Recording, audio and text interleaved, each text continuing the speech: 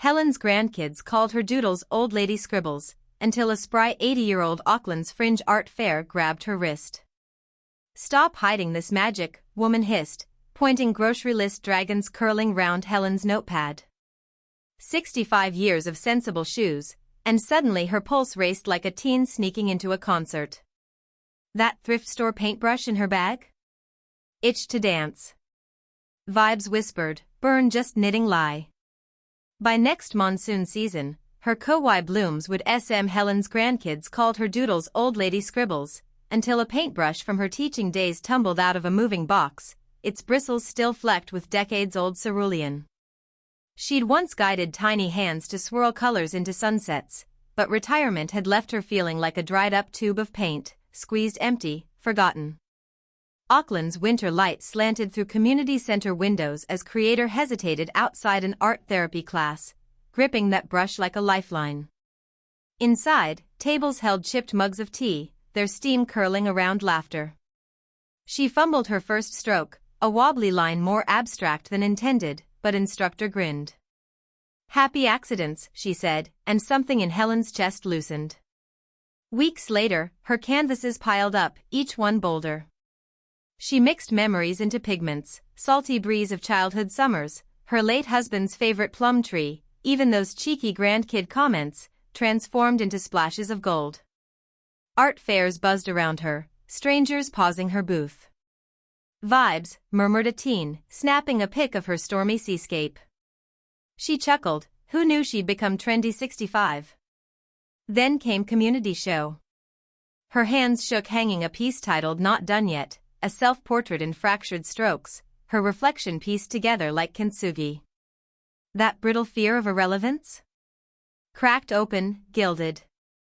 Afterward, a woman with silver streaks matching hers touched Helen's arm. "You've got stories in those colors," she said. Helen squeezed paintbrush, its handle smooth with years, and knew purpose wasn't retired. It just needed new canvas. Helen's grandkids called her doodles old lady scribbles, until a rogue paintbrush rolled off a market stall table and tapped her shoe like destiny's nudge.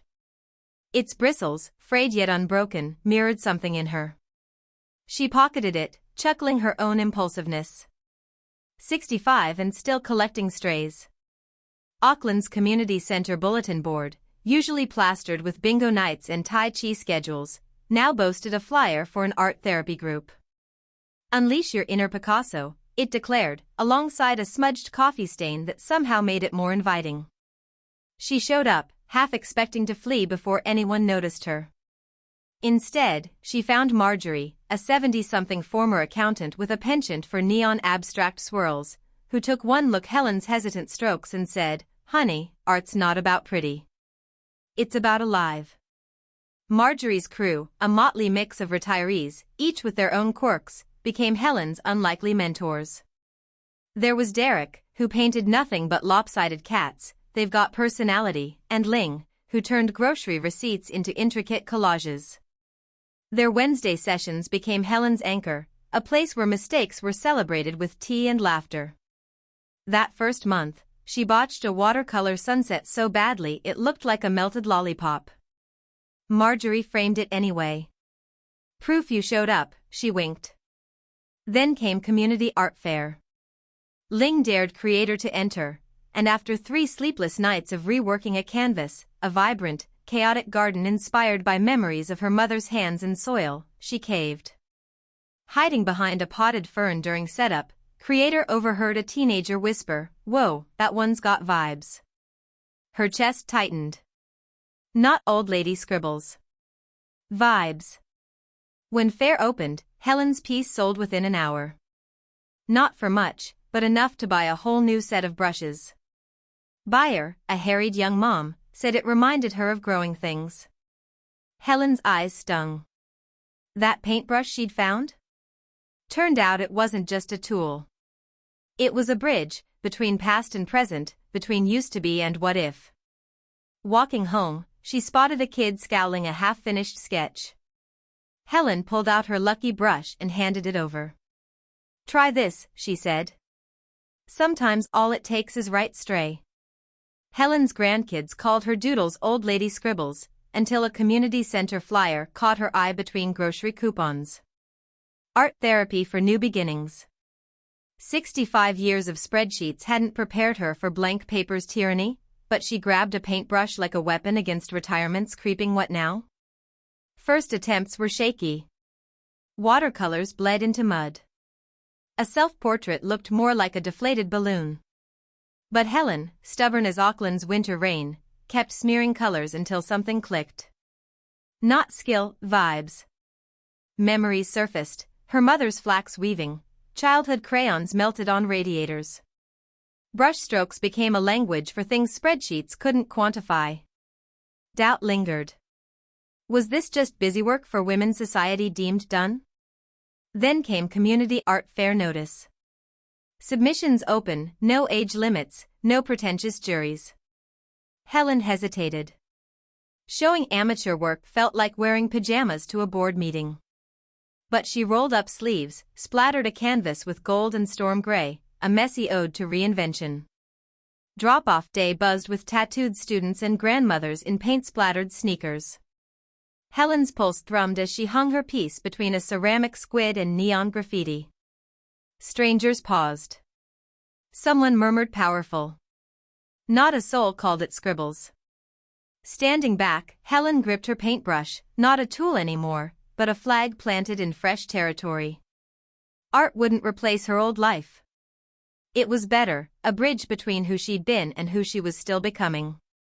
Retirement hadn't erased her. It just gave her new colors to spill. Helen's grandkids called her doodles old lady scribbles, until a community art fair flyer caught her eye. Senior showcase. All mediums welcome. Her hands trembled holding that paintbrush, its bristles stiff with dried acrylic from last week's half-hearted attempt. But something flickered. Maybe it was way golden afternoon light hit her cluttered kitchen table, or how that stubborn cerulean streak on her thumb refused to scrub off. Either way, 65 years of should I really dissolved in one audacious click, she registered. For weeks, women attacked canvases like they owed her money. Blobs became blooms, shaky lines sharpened into bold strokes. She mixed colors with reckless joy, once accidentally turning her cat's tail mint green. He forgave her, eventually. Skeptical neighbors peeked through curtains, whispering about that retired librarian losing it. But Helen? She stopped counting wrinkles and started counting brushstrokes.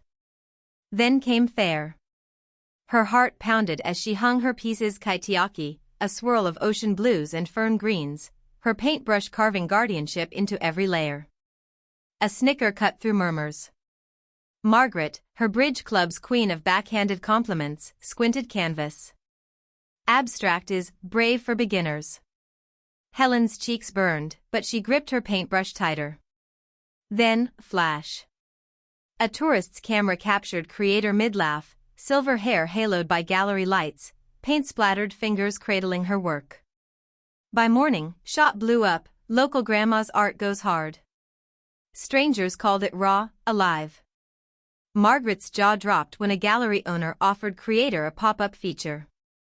Standing there, surrounded by buzzing crowds and her own vibrant creations, Helen finally exhaled. I found my voice. No more scribbles. Just legacy. Helen's grandkids called her doodles old lady scribbles, until a community art fair flyer caught her eye. 65 and itching for more than crosswords, she grabbed a paintbrush on a whim. First strokes were shaky, but under a local art therapist's guidance, those scribbles became bold swirls of color. Odd habit? She hummed ABBA while painting, convinced Dancing Queen vibes improved her brushwork. Weeks later, her garage turned studio brimmed with canvases, vibrant seascapes, quirky portraits, even a cheeky kiwi bird in sunglasses. When therapists suggested a group show, Helen rallied fellow retirees, their collective nerves buzzing like over-caffeinated bees. Opening night, Auckland's art crowd lingered by her pieces. One buyer, mistaking her for emerging artist, Helen cackled that, snapped up a sunset piece. Profits funded art kits for seniors. By 70, she'd curated 3 shows, guiding hesitant newbies with a paintbrush now worn to a nub. Building community through creativity wasn't just a poster slogan, it was her jam. Grandkids? They begged for Nana's masterpieces on their walls. Grab a brush, paint your next chapter bold.